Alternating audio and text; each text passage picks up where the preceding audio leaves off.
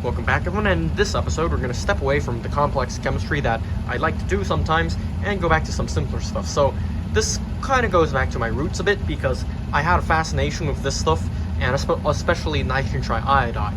And yeah, so I originally bought this stuff when I was like 6 or 7 to make elephant's toothpaste. Didn't work. It's 50% ethanol, but if you look down here, that's the interesting part. Ammonium hydroxide, iodine, potassium iodide, water. It's really cursed to see ammonia right next to iodine, but this is the iodide is complex with the iodide, forming triiodide. So there's no actually free iodine in here, as is, and thus the solution, it's clear, and there's no nitrogen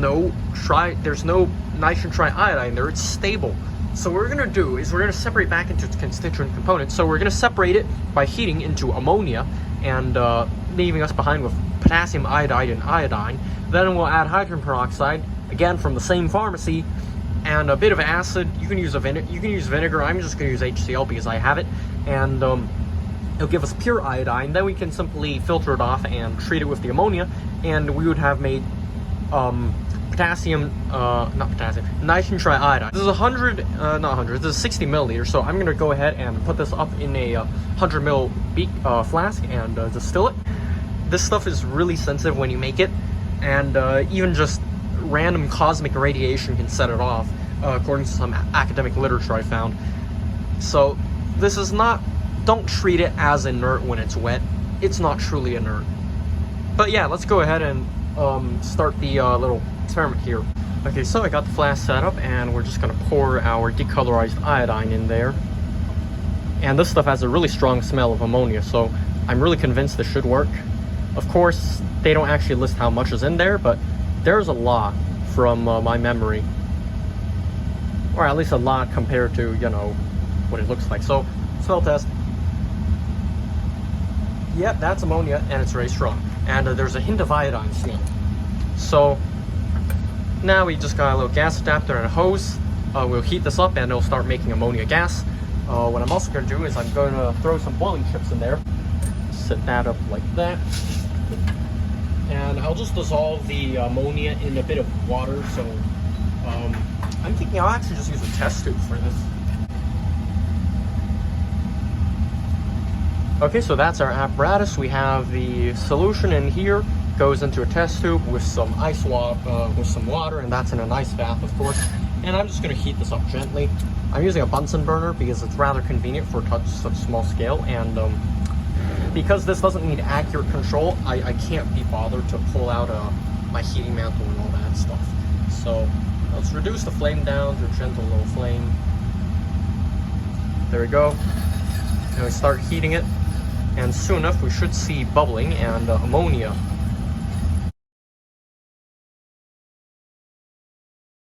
Okay, you see around 10 minutes, it's really slowed down boiling, so I'll call that done. So I'm just going to remove the gas adapter and simply let this boil down the rest of the way so we can get our potassium iodide. And at this point, it should be mostly water with a bit of ethanol in it, no more ammonia.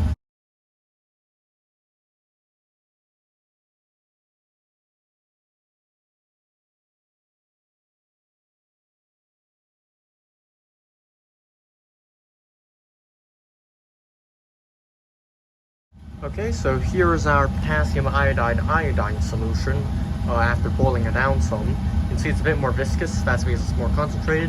So I'll simply let this cool down in the freezer. So it's around the ice bath, around the temperature of ice, because our iodine, and we don't really want to sublime when we free it out actually. A little hydrochloric acid.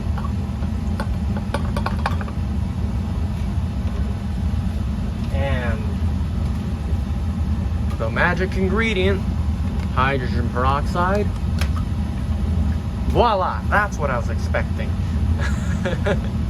But there we go, that's iodine. And you can see it's slowly crystallizing out. And interesting property about iodine is it's a solid that sublimes. You can see there's purple vapor above it, and it deposits a purple sludge on everything. And this is slowly getting warmer as we speak. You can see more iodine vapor. and you can see some crystals growing in there now. So what I'm going to do is I'm going to go ahead and cover this with some plastic wrap and put it into my freezer to cool it down. Okay, so this has been chilled down, and now we can filter it off to get our iodine. You can see it's a sludgy paste. Okay, and we rinse it.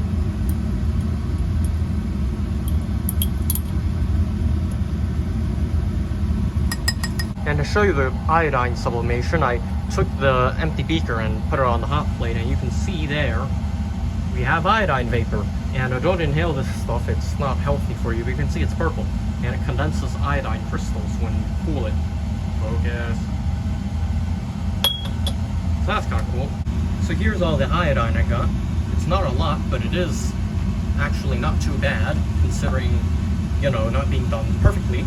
And what we're now going to do is we're going to put some of it, not all of it, only a bit of it, lump this large should do, into a plastic cup. Plastic because you should not do boom things in glass for safety reasons. So there's our iodine. I'll go ahead and crush it up a bit.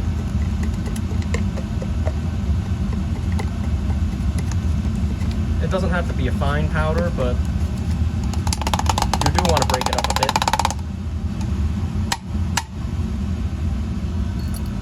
Okay, and now we add the ammonia solution we got into there, and we mix it. And there you go. Now we just leave this somewhere for approximately 15-30 minutes. Okay, so now at this point you have to be very careful with this stuff, so I'll just pour it on this filter here. You can see it's turned a darker color. And we wait for it to filter and dry. Okay, so now if I take this paper on a stick and tickle it,